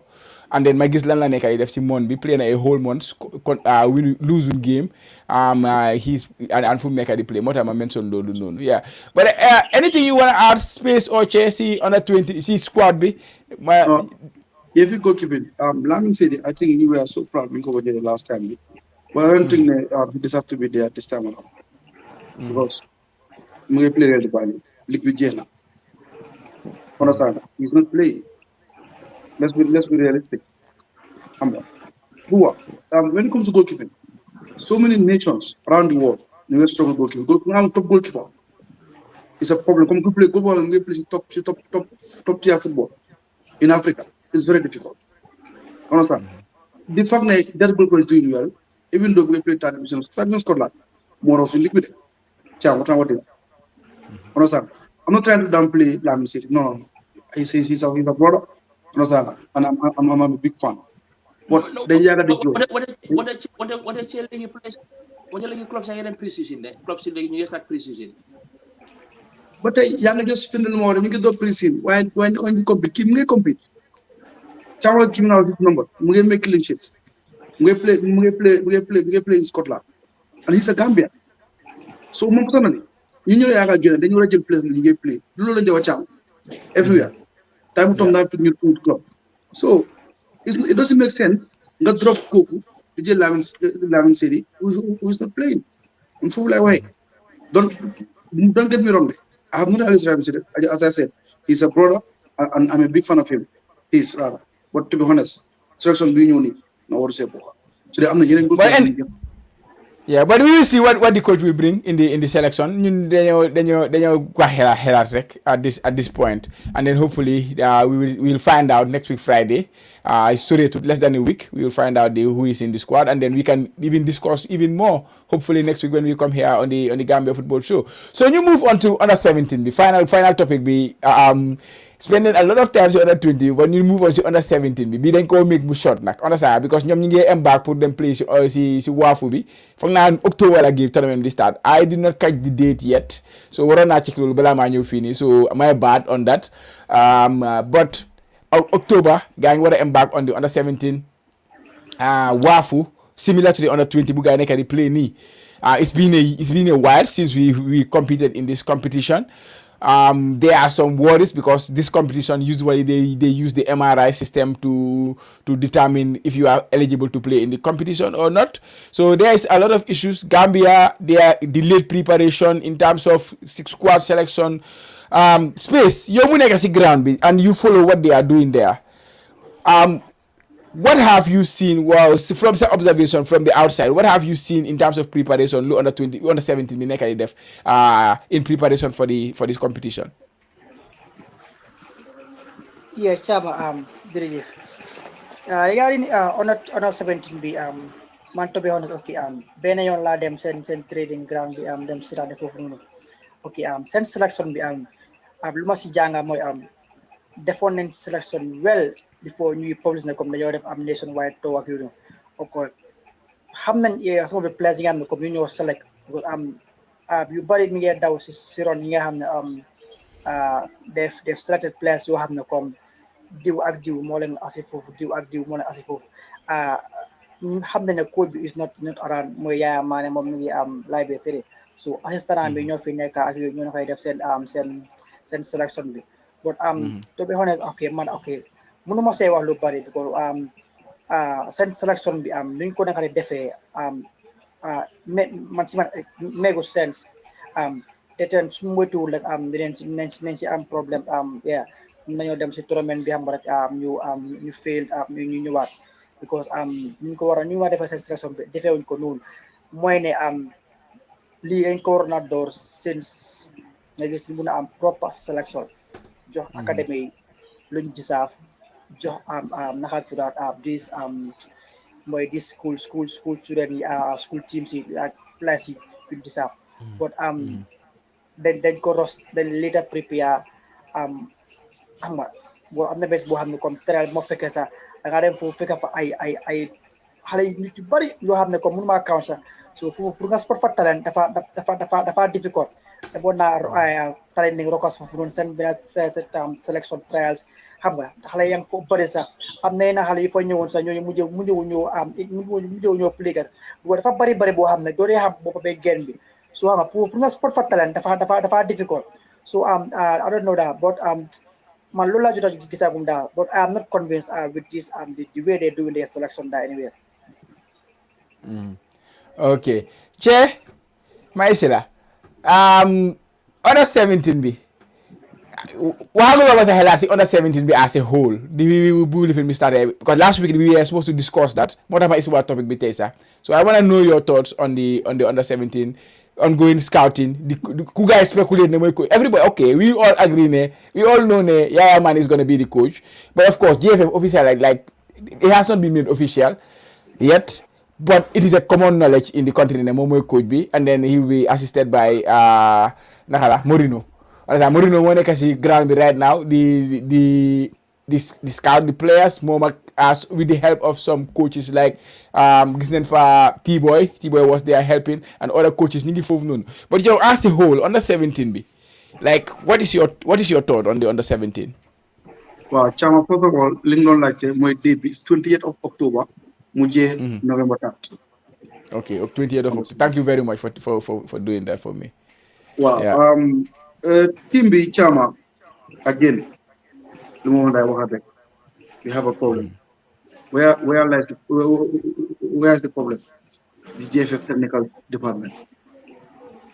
Understand? For how many years ñoom ñu ngi def embark on scouting school football young talents for the under 17. Man dama day yërëm suñu coach yi. Yeah. Moom la sympathize trop. Look at Mourinho. Look at Yaya Man. Sono bu ñu ko teg right now. Su félee lu ñu wax Yaya mu ñu féel Mourinho mu ñu féel. dafa drop players sànq 1000 players yow yaa ngi am less than 3 weeks or 3 weeks. Yeah, 3 weeks. Understand? Pour prepare a competition. Yow mën naa la mix selection. Understand? Now expect ko ñu deliver. Yow nga war a jël scout players war a ñëwaat players yooyu nga war a train gars yi pour gars yi am fitness benn secondly pour nga war a intégrer yow sa système bi li nga bëgg gars yi play mu ñëw. The coach is not around. The head coach is not around. Yow amuloo team ba léegi. So this journey we are embarking to fail. Man loolu la ko jàppee de. It will be a miracle. It will be a miracle to Ghana will report. To Ghana am prepare because xamoon nañ ne ban bu ñu baanoon na at bii la moo jeex so waroon nañoo prepare li plan li ne comme ñu teel a def suñu early preparation organize school tournament yi academic tournament mun fa sport talent wa nga dem ba xaar bu naa ay less than 2 months pour tournament bi or so or 1 month like 2-3 weeks nga bugg a def sa preparation def nationwide tour dafa métti xam nga so ñun suñ preparation moo dee late ak the way we select how we select so man okay digala am na de coach nekk ma si guys and man but lu ma gis ñu gaa nekk de sélégué man to be honest I am not convinced man laa no space man naa nangu de man di ko laa d'accord on a ñoom dañuy bilim amuñ choice space ku mel ne yow ak man ak Thiam ñu mën a dimbali ñu ñoo dimbali gars yi mooy ñu gis xale boo xam ne kii xale bu ndaw te mun na football on a ñu ne Yaya Mourinho nii gis nañ play bi de kii xale lu ndaw te mun na football de doo xool kii ñu ne mën a dimbali on a they are helpless Thiam soo bëggee dégg xam naa ne nag dinaa ko war lu ma diis la nag waaye dinaa ko war ñu ngi topp suñu politiciens yi di leen ŋaaña GFF Kaba la Bakary nii understand but definitely we really need to talk about the technical committee of the federation. No, I agree.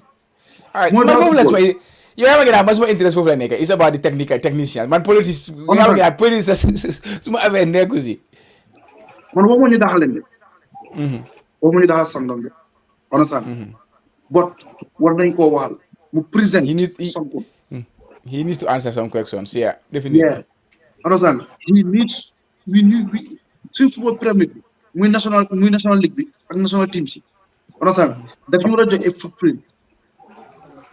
a blueprint rather of how yan plans nga am pour loolu and that should be known by football stakeholders.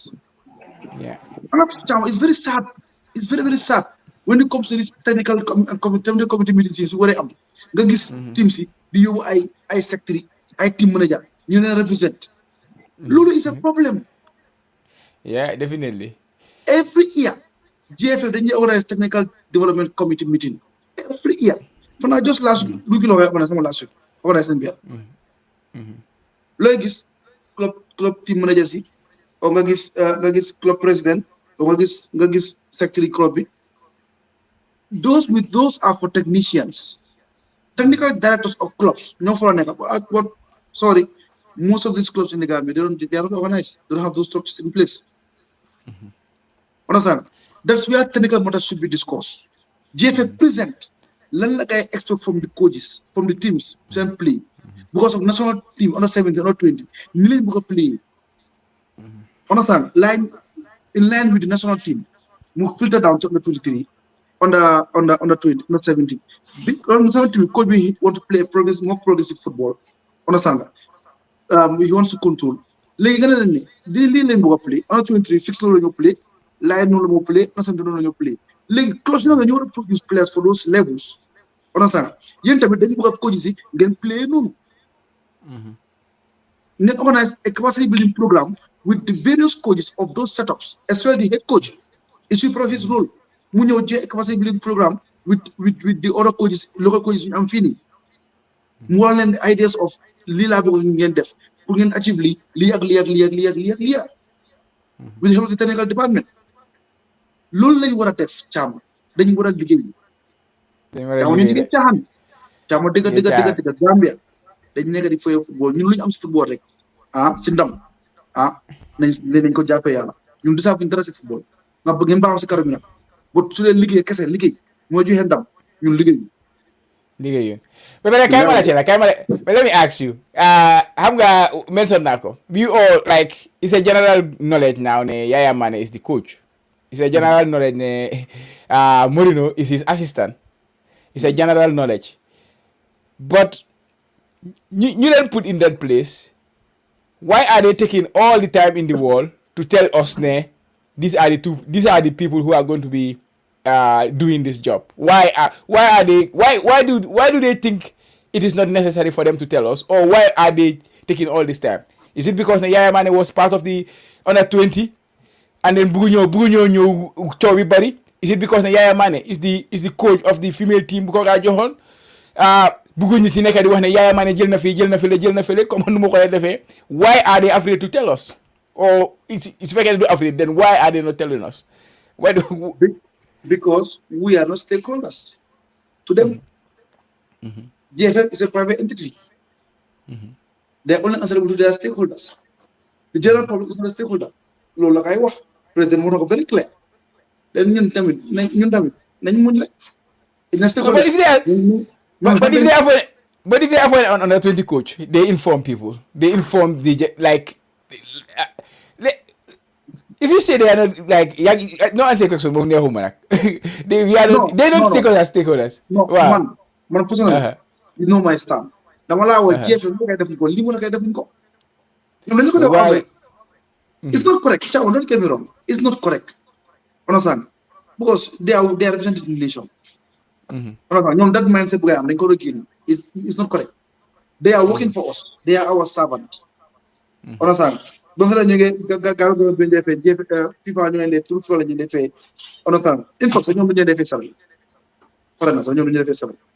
ñoom ñu ngi volontaire la. Bul fàtte. Understand? So xaw ma kon loolu moo tax gars yi di téye all this information comme ni nga waxee rek it should be known by the public. Either way suñu opponent tey Pep Guardiola sax people will talk.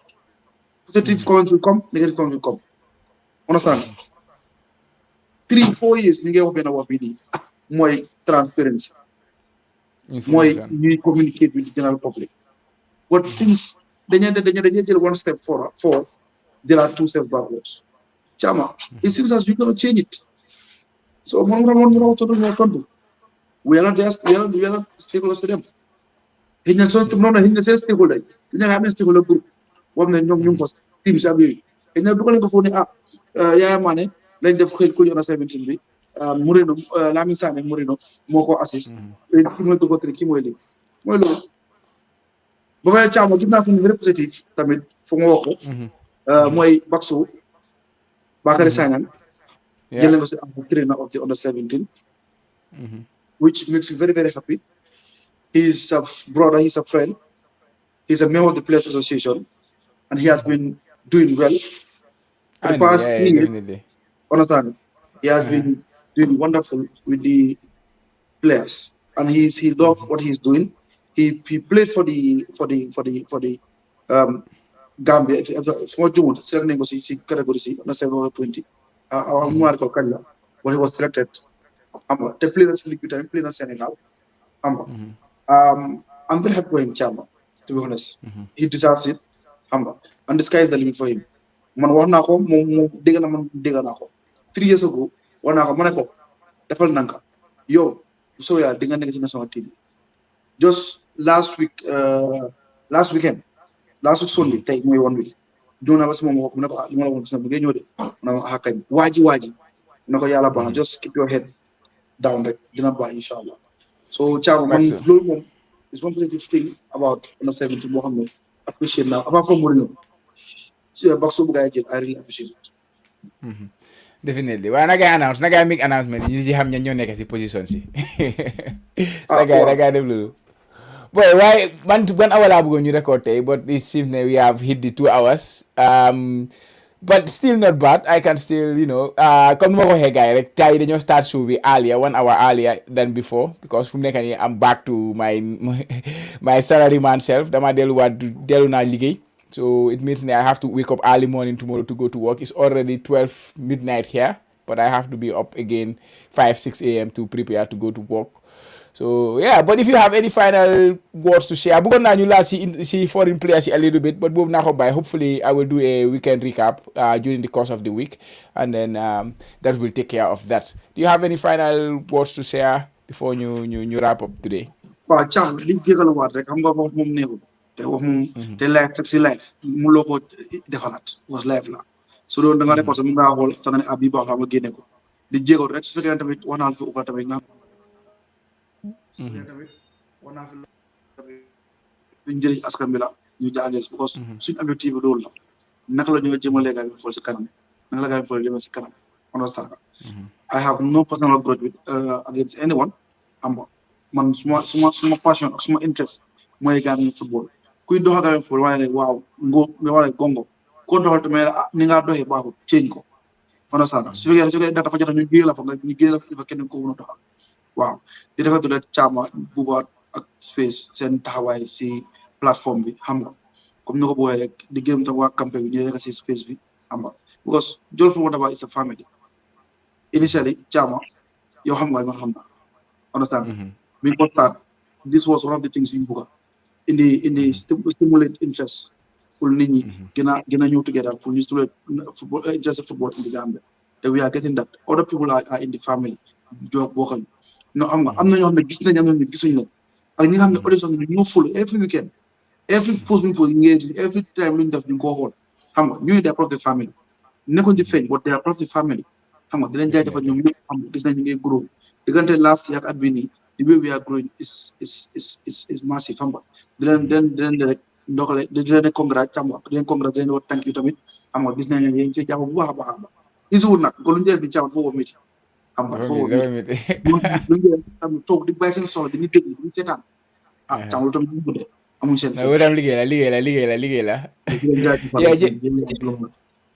yeah definitely comme na ko waxee rek Space ak Buba ñu fi nekkoon ñëw jàppa si affaire bi ñoom itamit so ñu ngi gërëm gaay ak listeners yi yeah affaire baa ngi xala slow nag suñu side fu mu nekk nii day si nii comme ma ne ko waxee rek schedule moo xala change a little bit but of course we will try to catch up again so yeah yéen West Stadium Thiès ak prédiction bi gars yi sa prédiction stadium bi yigo mu ne Thiès coach predicted the stadium will be ready 2025 xaga Thiès moom daf dee gis waaw dégg nga 2025 waaw am nañ benn game nag soo tudd last game boobu lañ laa disappoint ñu nag ñan la comme Oros la home game bi boobu Gambia lañ ko play maa la loolu 2024 la yàlla ngay fekk ak tam nañ dem rek nañ dem waaw suma gars yi jërë ngeen jëf gars yi bii ñu jox leen dig daje ba next week inshallah next week we will be back and then discuss hopefully the squad by that time Jonathan dina name squad and make you know so we'll be focusing more on the game against Madagascar, the double-header games, and hopefully all our players, the Gambia players, you know, they stay healthy with their clubs. Guy new with good form. Man gis na Aliou Fadera following his goal last game they assist la joxe, they are leading their game 3-2 so yeah loolu dem gis players yi nekk di def jaay jaloore su ko defee su gaa ñëwee gaa yi mun koo iswaale si national team bi so guys jërë ngeen jëf for your time bii benn next week inshallah coach yow bii nekkal si jaama